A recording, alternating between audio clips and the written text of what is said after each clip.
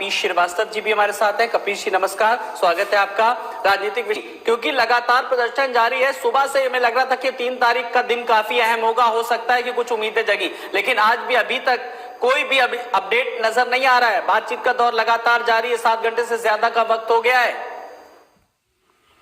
नहीं आलोक जी, एक चीज समझ में नहीं आ रही, ये चौथा दौर चल रहा है वार्ता का और किसान को ये समझा नहीं पा रहे हैं कि उनके हित किस तरीके से इस बिल के अंदर भारतीय जनता पार्टी की सरकार ने सुरक्षित किया।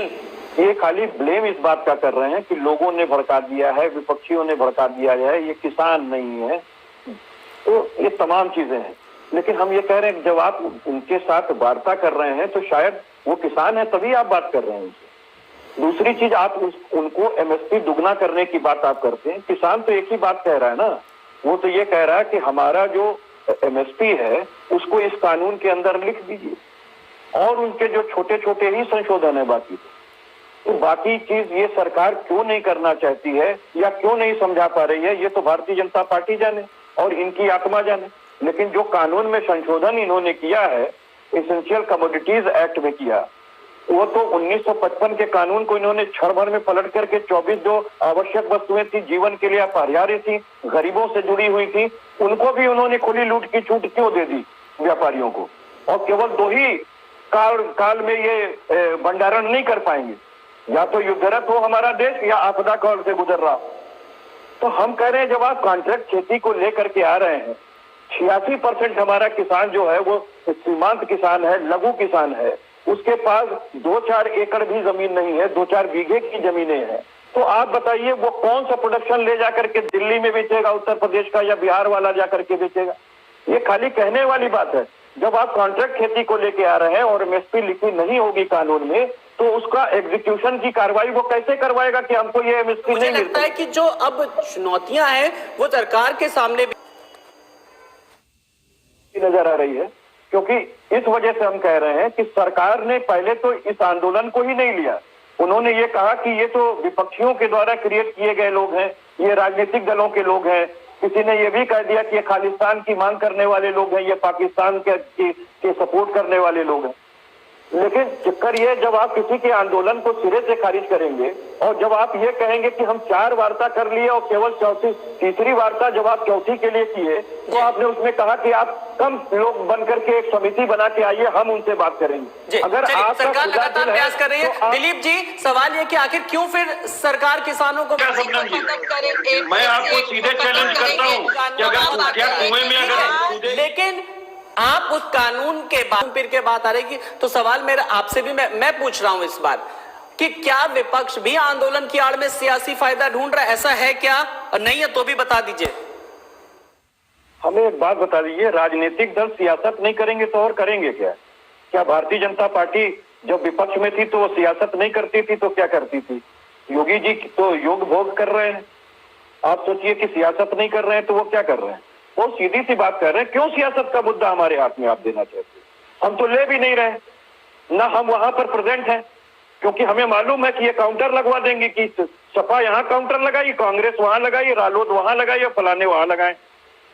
बेसिकली बात कीजिए, अभी यशवर्धन साहब कह रहे थे कि उनको इस कानून में कुछ दिखाई नहीं दे रहा है। मैं कानून ही पढ़ा देता हूं उनको। हमें मित्र आप बता दो कि करार और संविदा में क्या अंतर होता है। अगर इसका अंतर आप समझते हैं तो आप विवेचना कर लेंगे कि ये कानून क्या होता है। मैं सीधी सी बात कह रहा हूं, आप कांग्रेस को क्यों दोष दे रहे हैं? पुरानी सरकारों, आपको भी वही कांग्रेस की सरकार बनना है, 10 साल वापस बैठना है क्या विपक्ष में? हम कह रहे हैं अगर आप किसान के बहुत हमदर्द हैं, सम्मान निधि दे रहे हैं, सब कुछ दे रहे हैं, तो आपके अगर दिल साफ है तो आप एमएसपी को कानूनी जामा क्यों नहीं पहना दे रहे? क्योंकि जब कॉन्ट्रैक्ट खेती अब आप लेकर के आ रहे हैं, उसे अंबानी से, उसे अडानी से, उसे टाटा से, उसे बिरला से बार्गेनिंग करनी है और कॉन्ट्रैक्ट करना है। पेप्सिको का मामला सुना है यशवर्धन जी? सुना है? माइंडसेट है ना दिलीप यशवर्धन जी, जो बात लॉ में कमी बताइए क्या है, पहले क्या अच्छा था अब क्या खराब है, ये कंपैरिजन बताइए। अगर आप ये कंपैरिजन बता लेते हैं तो ठीक है, क्योंकि आप देखिए एक पार्टी को रिप्रेजेंट कर रहे हैं तो आपका विरोध करना बहुत जायज है, बहुत वाजिब है, लेकिन आप लॉ पे बात कर रहे हैं तो लॉ का कंपैरिजन बताइए कि पहले भाई आंदोलन ने इस देश की तस्वीर आपने बदली दिलीप जी है। से सवाल किया, इसीलिए मुझे दिलीप जी के पास आना पड़ा। मैं दिलीप जी की बात रख लूं, फिर मैं आप ही के पास आऊंगा और किसी के इसके पास नहीं आऊंगा। ठीक है दिलीप जी। मैं इनको तीनों लाभ बता दे रहा हूं। हम ये पूछ रहे हैं, इसेंशियल कमोडिटीज एक्ट काला बाजारी को दूर करने के लिए लाया गया था और वो सबसे कारगर था। आप मुझे बताइए, जो 24 आवश्यक वस्तुएं उसमें थी, अगर आप उसको खुली व्यापार के लूट की छूट दे देंगे, भंडारण की छूट दे देंगे, तो आज किसान जब खेत से आलू उठाएगा वो 2 रुपए किलो उसका आलू उठा लेगा। भंडारण करके की सुविधा आपने उसको रख दी, वो 60 रुपए में डंपिंग करके आप क्या कर लेंगे? क्योंकि आपने आवश्यक वस्तु अधिनियम को संशोधित कर दिया, क्योंकि आपने खुली कालाबाजारी की छूट दे दी। अब आपको यह नहीं दिख रहा है क्या 60 रुपए किलो आलू क्यों बिका है? अब आप इसको नहीं मानोगे, क्योंकि आपको तो सरकार की सराहना करनी है।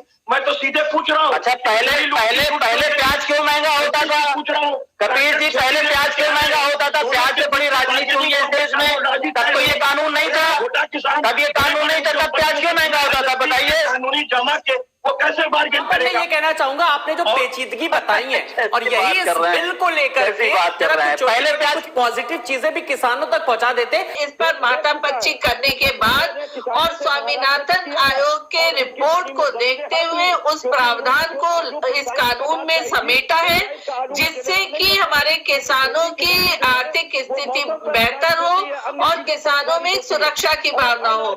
लेकिन इन क्लॉजेस को लगातार इस पर एपीएमसी खत्म हो जाएगा, वाला है, उसको कानून बहुत समझ में नहीं आता। उसको जिस तरीके से पढ़ा दिया जाएगा उस तरीके से वो कानून को पढ़ लेगा। मैं ये दावे के साथ कह सकता हूं कि पर मैं आपसे चाहूंगा जी, और भूमिका ही आलोक जी इस आंदोलन के अंदर नहीं है। ये किसान हैं जो आंदोलन कर रहे हैं। विपक्ष अपनी पार्टी कार्यालय में बैठा हुआ है, वो केवल सियासत को रवैया देख रहा है। जय जवान जय किसान के नारे को बदलते हुए मारो जवान मरे किसान को बदलते हुए देख रहा है जी। तो फिलहाल जो शबनम जी, अब जी कुल मिलाकर अब 5 दिसंबर को किस तरीके की उम्मीद की जा सकती है? अब विपक्ष क्या कुछ किसानों को अपनी तरफ से कुछ राय मशवरा देना चाहेगा क्या? नहीं, अगर वो मांगेंगे तो बिल्कुल देगा, और अगर नहीं मांगेंगे तो हम तो आपके डिबेट के माध्यम से बता ही रहे हैं बात। देखिए, ये समय गेन कर रही है सरकार और इनके धैर्य को तराश रही है। अगर इनको एमएसपी को कानूनी रूप देना होता तो ये अब तक मान चुके होते।